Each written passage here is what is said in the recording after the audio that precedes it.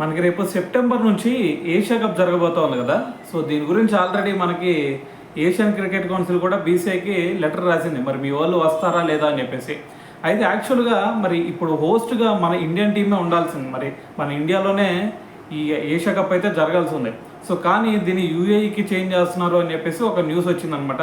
So ఎందుకంటే reason మీ అందరూ తెలిసిందే. సో ఇప్పుడు మనకి ఇండియాకి అలాగే పాకిస్తాన్ మధ్య ఉన్న సిచ్యువేషన్స్ వల్ల మరి యూఏకి చేంజ్ చేద్దాం, సో అక్కడ ఇద్దరం కూడా అక్కడే కండక్ట్ చేద్దాం అని చెప్పేసి చూస్తూ ఉన్నారనమాట.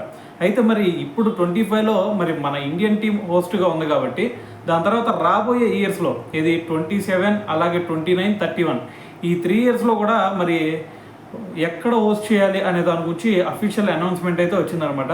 సో దాంట్లో కానీ మనం ఒకసారి చూసుకుంటే 27లో బంగ్లాదేశ్లో అది వచ్చేసరికి ఓడే ఫార్మాట్లో జరిగింది. సో దాని తర్వాత 29లో వచ్చేసరికి పాకిస్తాన్లో జరిగింది అనమాట.